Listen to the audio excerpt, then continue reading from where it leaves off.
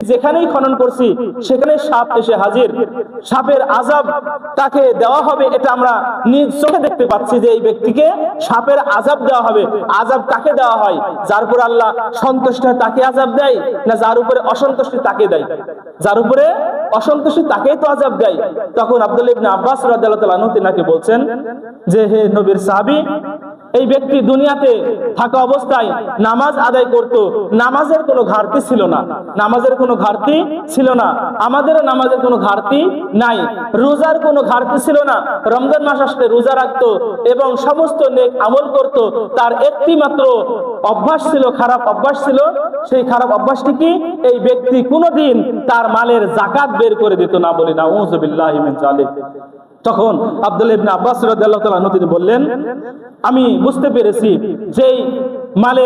যেই ব্যক্তি মালের যাকাত দেয় না, যাকাত আদায় করে না, ওই ব্যক্তির জন্য যদি 100টাও কবর খনন করা হয়, প্রত্যেকটি কবরেই সাপ বের হবে। সুতরাং তোমায় এই সাপযুক্ত কবরেই এই ব্যক্তিকে দাফন করো। বলি নাউযু বিল্লাহি মিন যালিক। আব্দুল্লাহ ইবনে আব্বাস রাদিয়াল্লাহু তাআলা আনহু তিনার সময়কালে একটি ঘটনা। আব্দুল্লাহ ইবনে আব্বাস রাদিয়াল্লাহু তাআলা আনহু তিনি বলেন, একজন ধন্যাঢ্য ব্যক্তি ইন্তিকাল করলো, ইন্তিকাল করেছেন, মৃত্যুবরণ করেছেন। আমরাও তো মৃত্যুবরণ করব বাবা, দুনিয়ার সম্পদ দুনিয়ায় রেখে যেতে হবে।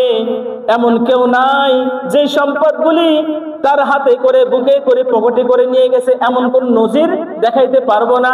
যতই সম্পদ থাক, এখন আছে নিঃশ্বাস যাওয়ার সাথে সাথেই আপনার কোমরে যে সিন্ধুকের চাবি রয়েছে বাবা, আপনার যে ব্যাংক ব্যালেন্স রয়েছে, ব্যাংকের পাসওয়ার্ড রয়েছে, সঙ্গে সঙ্গে আপনার ছেলে সন্তান, আপনার আত্মীয় স্বজন ওই সম্পদ নিয়ে কারাকারি শুরু করে দিবে।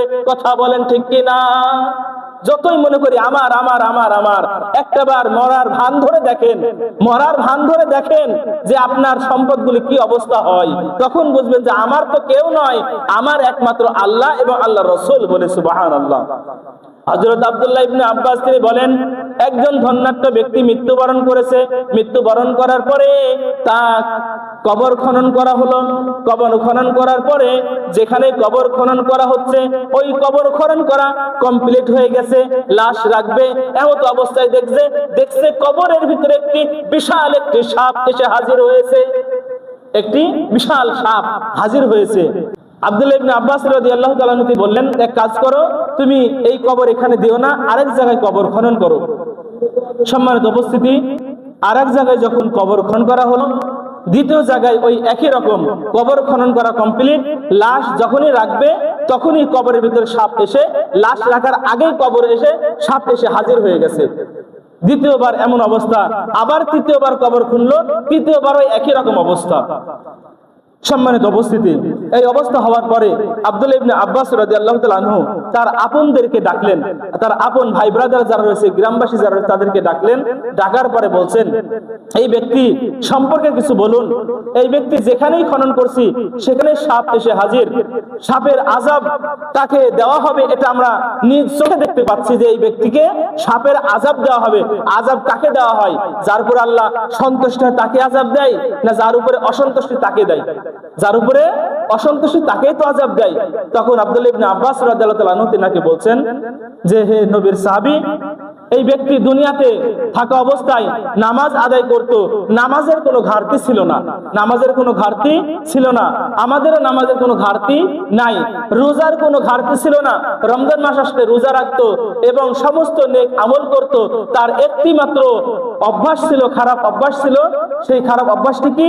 এই ব্যক্তি কোনোদিন তার মালের যাকাত বের করে দিত না। বলি নাউযু বিল্লাহি মিন যালিক।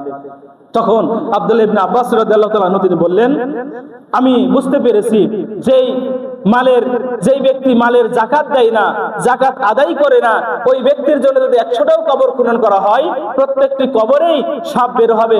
সুতরাং তোমায় এই সাপযুক্ত কবরেই এই ব্যক্তিকে দাফন করো। বলি নাউযু বিল্লাহি মিন যালিক।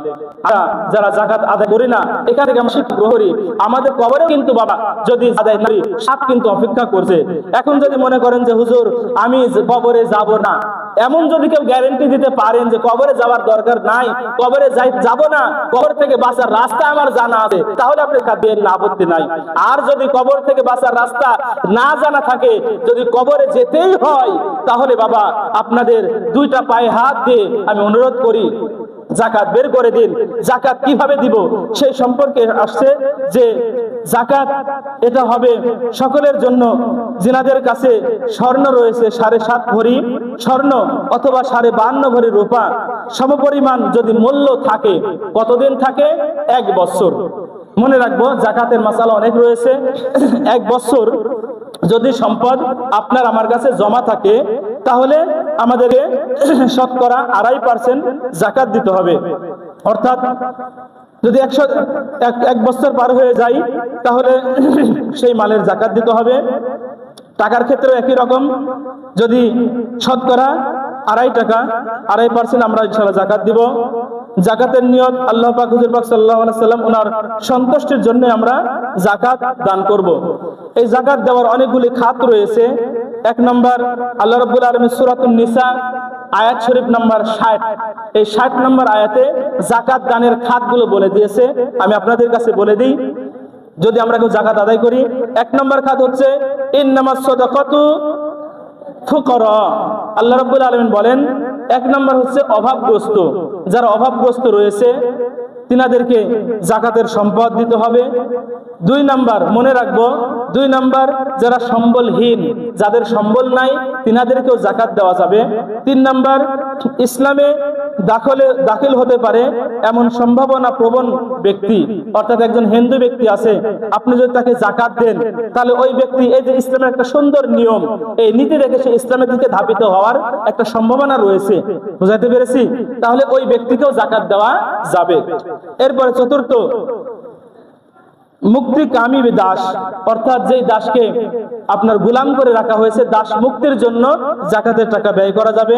5 নম্বরে ঋণগ্রস্ত ব্যক্তি, যদি কোনো ব্যক্তি ঋণগ্রস্ত থাকে, ওই ব্যক্তিকে যাকাতের টাকা দেওয়া যাবে। 6 নম্বর অসহায় প্রবাসী বা যাকাত আদায়কারী কর্মচারী।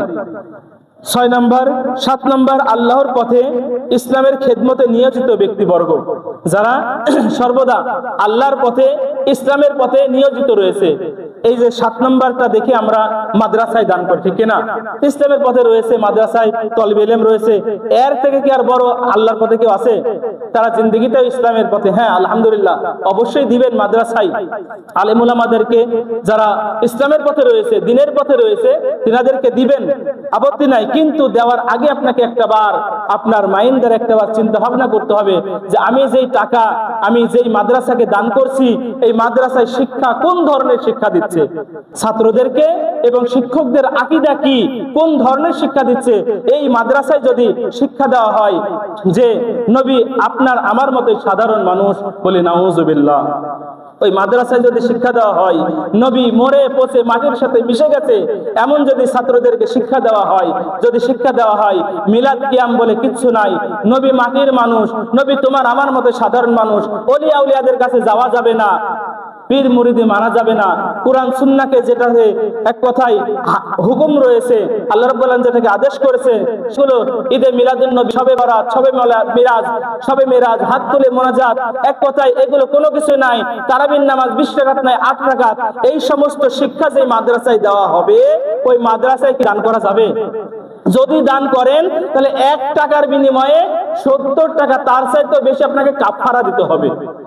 এই জন্য আমরা একটু চিন্তা ভাবনা করে আমরা ওইসব মাদ্রাসায় দান করব, যে মাদ্রাসায় সত্যিকারে ওলি আউলিয়া তৈরি হচ্ছে, যে মাদ্রাসায় সত্যিকারের হক্কানি আলেম রয়েছে, সেসব মাদ্রাসায় আমরা দান করব। আল্লাহ রাব্বুল আলামিন আমাদের সকলকে যেন কবুল করেন, আমিন।